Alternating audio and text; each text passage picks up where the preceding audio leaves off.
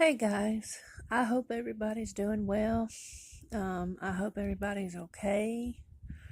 Um, y'all let us know what's going on in your area in the comment section. Tell us you're okay. Um, I do have a tribulation dream I want to share with y'all, but before I get into this and share what I'm going to tell you, I do need to ask you to please have an open mind and to please hear me out before I say this, okay? Don't automatically assume, don't get mad and just turn off the video. Just hear me out, okay? Also, I want to say thank you. Thank you very much to those of you who blessed me and my family. Those of you who have helped me over the months. Guys, I cannot thank y'all enough for these blessings and all the help you've given. And I pray over every single one of those seeds that y'all have sown that it will produce a massive harvest in your life and it will come back to you 100-fold one way or another. So what I'm going to do now is I'm going to share the dream with you. And I do have the interpretation of the dream, I'm pretty sure. That's the part where I need you to hear me out. I need you to have an open mind and listen to what I'm going to tell you.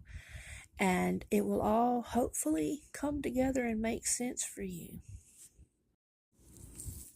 So, the dream started out where I walked out into my yard and someone pointed out to me that the fence was gone. And I started scratching my head. I was upset. I was puzzled. How can this be? There's only one way that fence could be gone. How can this be? How can this be? And then I said, oh my gosh, I got to get my dog. My dog is out here. And when I went to grab the dog, I noticed there was these gigantic, and I mean they were huge, what looked like wild pigs or wild boars. And they were covered in rat hair, so they looked like a crossbreed between a rat and a huge gigantic pig, like a wild pig. They were hideous, and there were tons of them everywhere, and these things were big enough to like eat humans. You know, it's like Brother Chris says over there at Global Rapture Watchers. He says they look like human French fries. That's what we looked like compared to these things. Just enormous. But I also knew in the dream that they couldn't hurt me. But I could feel the terror of these things while knowing they couldn't hurt me. Okay? Well, then the scene changed, and I found myself going to meet my brother and my sister-in-law and my niece at a restaurant. But when I got there, I saw someone who looked like my brother.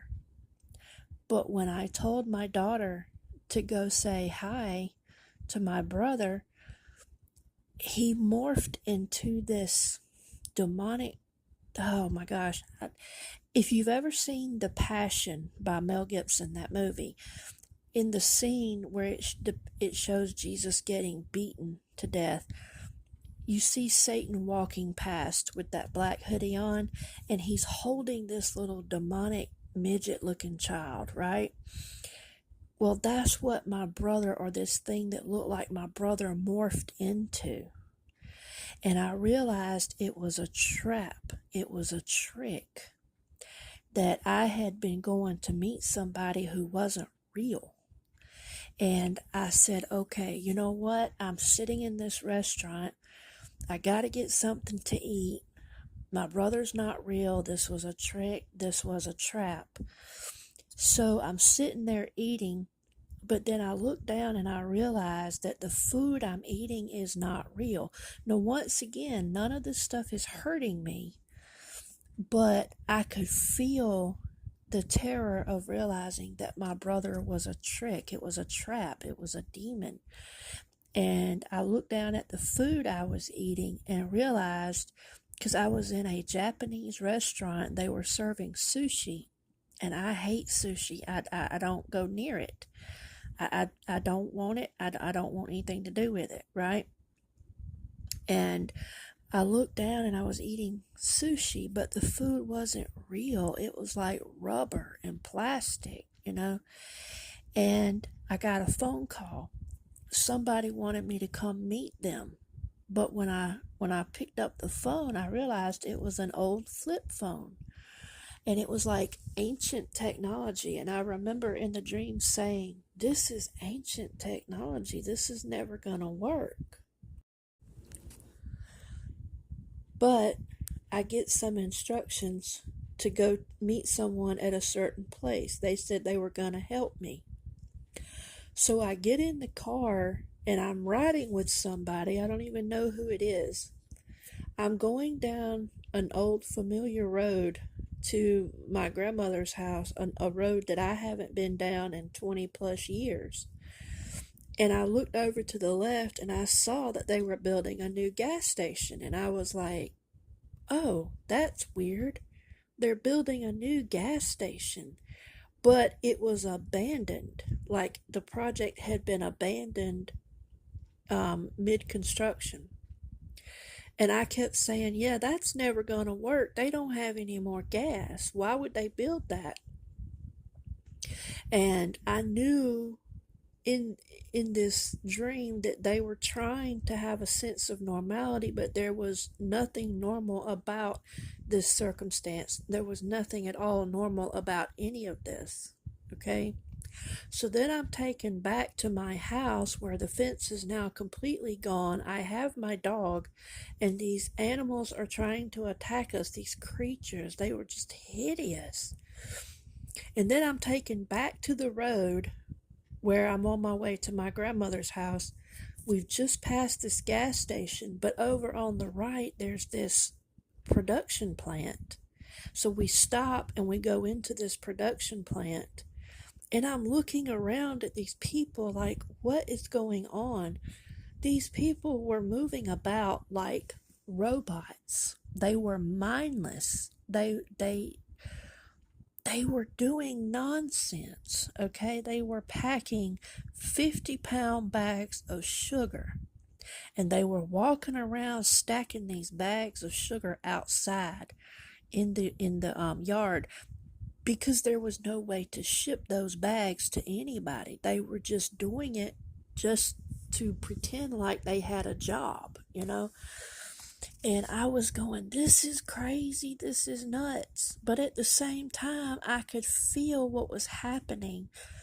And by this point in time, I knew in the dream I was in the tribulation period. These people were trying to have a sense of normality, but they couldn't, because it wasn't real. They were delusional, okay? And so I'm back at my house again, and by this time I'm really upset. I'm like, who took down this fence? There's only one way this fence could be removed. Who took it down? You know, and I'm getting upset at this point because I knew that fence was not supposed to be taken down yet. All right? And so the scene changes again. I'm leaving the sugar factory. I'm going to meet this person who contacted me on the flip phone. But when I get there, the person doesn't show up. At this point in time, I'm starting to realize this was another trap. I realized I was in serious trouble. But all I had was this little flip phone with this ancient technology. And someone walks up to me and says, hey, why don't you try to call for help on this phone? And I kept saying, look, it's ancient. It's not going to work. There's no internet. There's no nothing. I cannot get help. Help. I can't. I'm stuck. I'm trapped. Right? And then I woke up while I was saying that. I'm trapped, I'm trapped, I'm trapped. And when I woke up, I could still feel the terror of being trapped while also knowing that this was not going to hurt me at all. And so I started praying for the interpretation of this dream. And I was like, what in the world is going on? And then he started talking to me about some things that have been happening to me over the past several months. So the first thing that he brought up is a dream I had years ago about a nuclear war here in America. And I made a video about it a while back. It's still on my channel if you want to go watch that. But in this dream, I was walking with an angel, and we saw a father and a son playing baseball outside, and we were all wearing shorts and a t-shirt, but everything was white. And I said to the angel, why are they out here playing baseball in the snow? Why is it snowing in July?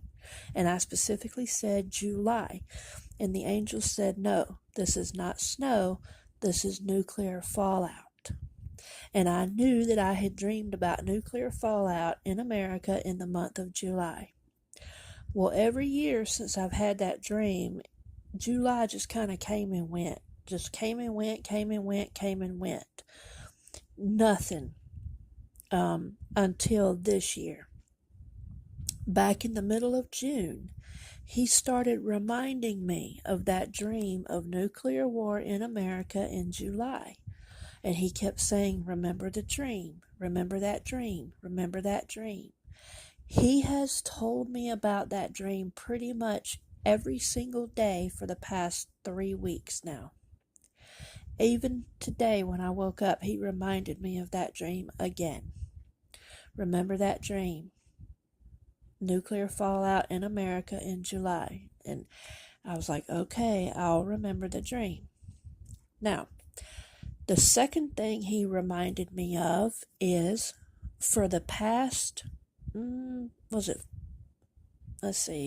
March, April, May, June, July, for the past about 6 months now, something really weird has been happening to me and I didn't know why, okay?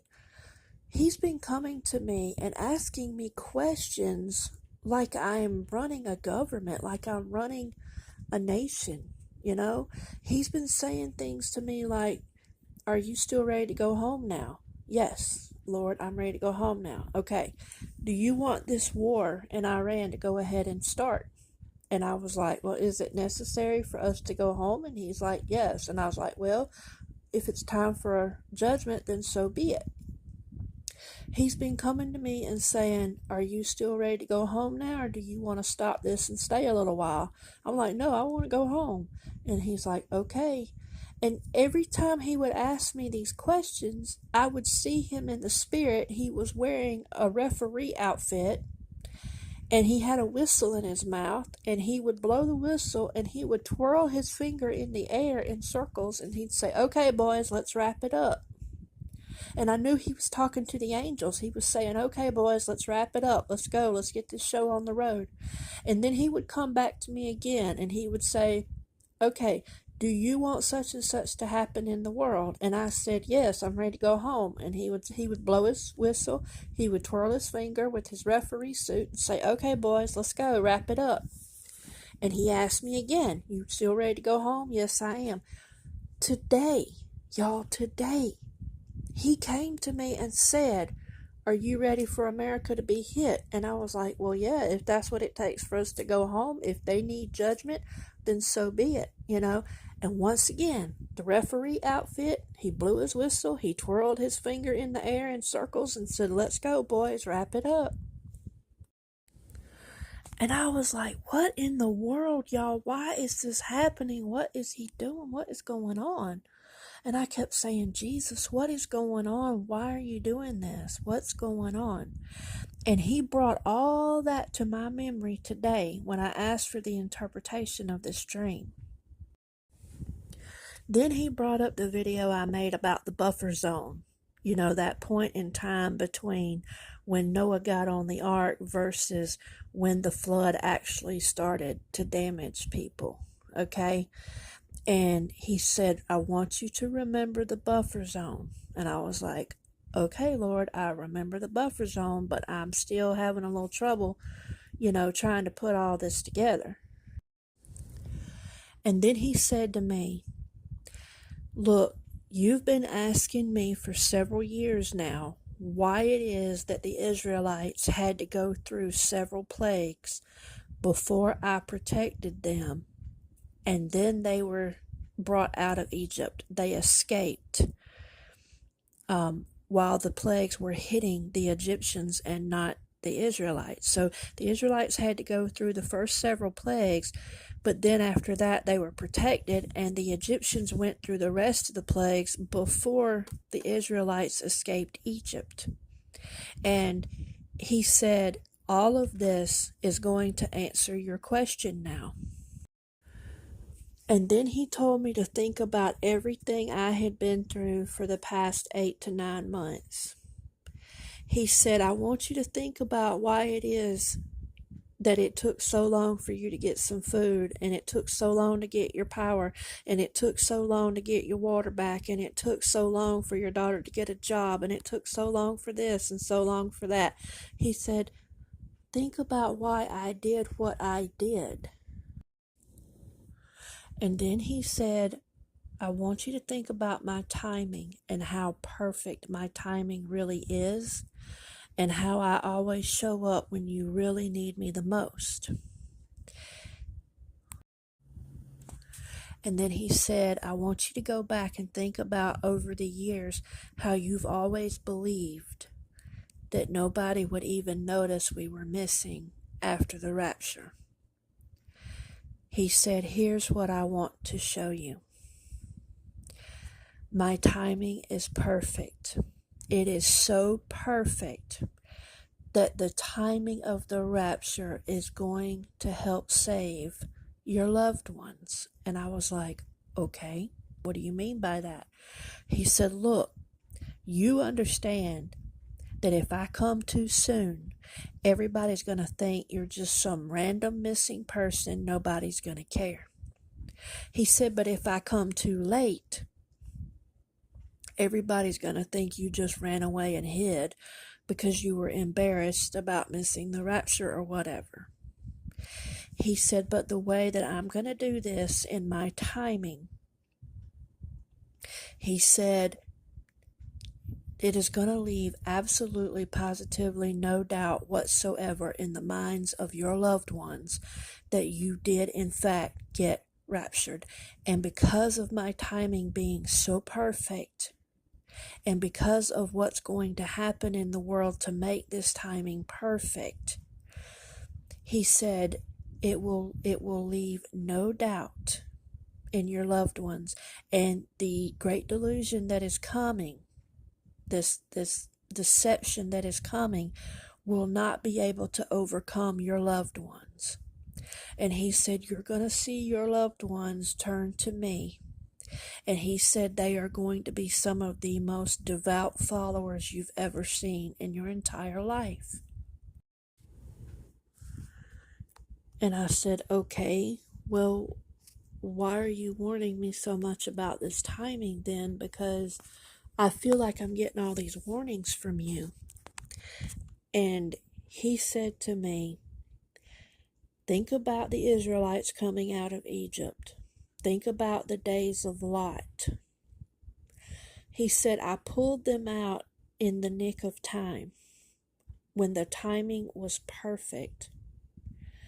But he said, you need to remember Noah, and the fact that Noah had to actually sit there on the ark for just a little bit after the rain started. And I said, okay. And he said, look, I told you in my word that the saints were going to judge the earth. I said, yes, I get that. He said, why do you think I've been coming to you asking you if this is what you really want now? And he said, remember Elijah and how Elijah prayed so earnestly that God would shut up the heavens and it would not rain because he wanted judgment to come to bring repentance? And I said, yes. And he said, that's what I'm doing with you. And I was like, well, I'm kind of confused here. Oh, he wasn't confusing me. I was not putting it together. Let me put it that way. And he said, listen, he said, you've been wondering why the Israelites went through the first 3 plagues. He said it's the same reason Noah had to sit on the ark a few days after the rain started. It's the same reason why you're starting to see things happening in the world. He said, but I wasn't going to do it without your permission because the saints will judge the earth. He said, that's why I've been asking you, do you want this war to start? Do you want this to start? Do you want that? Are you ready for America to be hit now? And I'm like, yes, if that's what it takes for us to go home, yes. And he said, well, it's not just about going home, it's about saving your loved ones as well. And I'm like, yes, I want them saved, whatever it takes, Of course, we all do. And he said, okay, but you got to be willing to hear what I'm about to say. And that's what I'm telling y'all. You got to be willing to hear what I'm about to tell you. He said, look, I told you in my word that you are already seated in heavenly places with me. You're already seated there. And I'm like, yes, we're already seated. He said, no, you don't understand. Think about the 24 elders. They're already seated. And I was like, whoa, wait a minute, hold on. What are you telling me, Lord? Are you telling me what I think you're telling me? He said, yes. The reason why I've been asking you if you're ready for these things to happen is because you're already seated with me. You're already seated in that heavenly position, and I'm asking you if this is what you want. And I'm like, yes, I'm starting to see this, but we have, and this is where you need to hear me out. We've always thought and been told that we had to physically be in heaven for him to open the seals. This is why in my dream I couldn't figure out who took the fence down. The fence is the restrainer. Who took that down? Who? I'm like, I'm still here. Why is that coming down? Okay? And he said to me, look, if you're already seated and I'm already asking you these things, you don't have to physically be there for me to open the seals. And I was like, wait, hold on, Jesus. What you're telling me is that you're talking to me now about opening these seals already. And he said, yes, and I'm going to show you why. So I said, are you telling me these seals have started? And he said, yes. He said the elders will be coming up shortly, and they will be physically there, and they will cast their crowns just like the word says.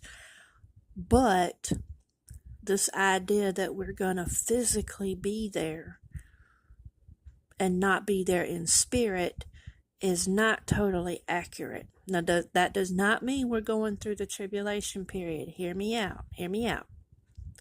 Remember when I told you that Lot came out just before things started to get bad? And I told you that Noah was in the ark when the rain actually started. And the Israelites had to go through the first 3 plagues. All right?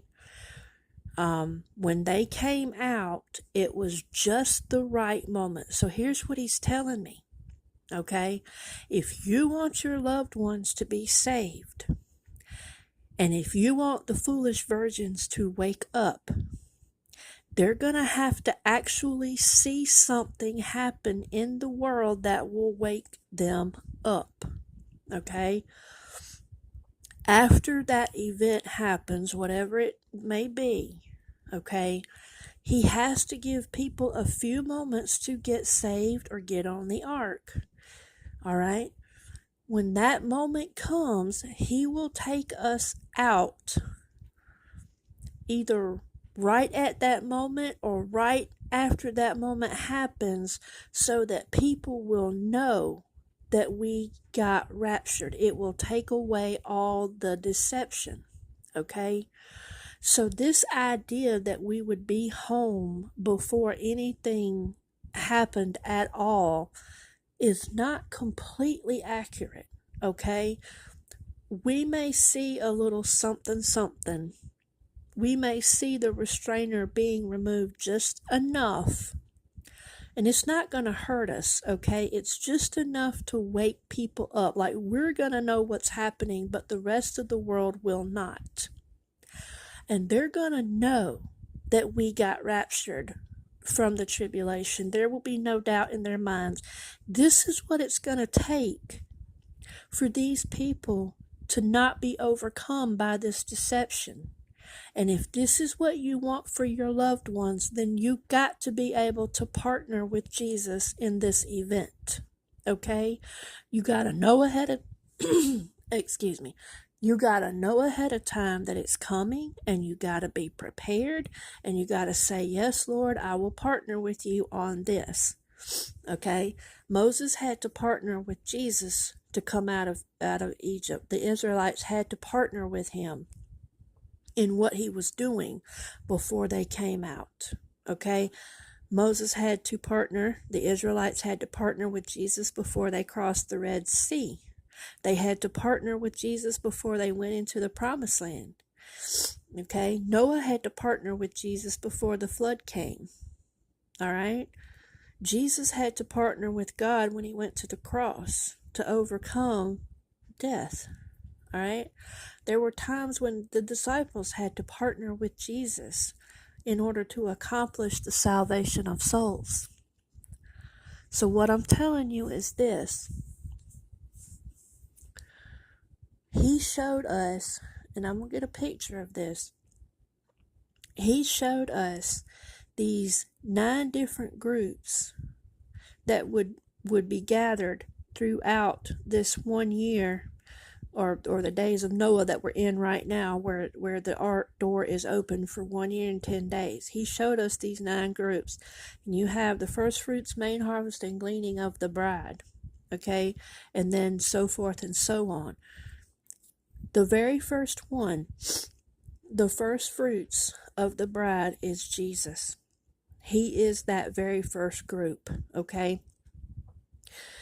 I told y'all that the seals, the scroll and the seals would be opened at Passover, and I couldn't figure out why first and second Passover have gone by and we're still not gone. And this is what he showed me. All right, that we're already seated with him in heavenly places. So yes, he can legally open the scroll, and Zerubbabel, being a signet, is already there with him in spirit. So, he can open the scroll, right? Because the book of Revelation tells us that the lamb, like it was slain, opens the scroll. That's Passover. So he's telling me that he's going to allow a couple of things, or 1 or 2 things maybe, to happen just enough that it will save our loved ones and keep them from this great deception that's coming, but at the same time protect us from what's coming to the world. So that doesn't mean we're going through tribulation. It just means that you need to understand why he's coming when he comes. Okay? So yes, he can go ahead and open the seals. They can start, and he can come get us shortly thereafter. So here's what I'm telling y'all. I don't know how much we're going to see before we leave. It may just be a little bit. We might leave at that exact moment, or just right at that split second before it happens. Okay? I'm not sure of the exact timing. We just have to wait on him. But I don't want you to get discouraged if we do see something. I want you to understand the concept of what he's doing and why he's doing it. This dream just answered so many questions for me and gave me so many revelations. It helped me understand why we would possibly see a little something before we go home, simply because he's using that to keep the deception away from our loved ones, and so they will know that we got raptured. Okay? So, guys, no matter what happens, hold on to your faith. Stay in your prayer closet. Anything that disturbs your peace is coming against you. It's an attack. It's lying to you. And you need to deal with it immediately. Don't sit there and let it brew and brew and brew. Just ask Jesus to show you what's coming against you and to help you get rid of it. Okay? So that you can keep your peace and joy. All right, guys? I love y'all. God loves you. Please take care of yourselves. And again, thank you so much for blessing me and my family. May the Lord bless you and keep you and your family always. God bless.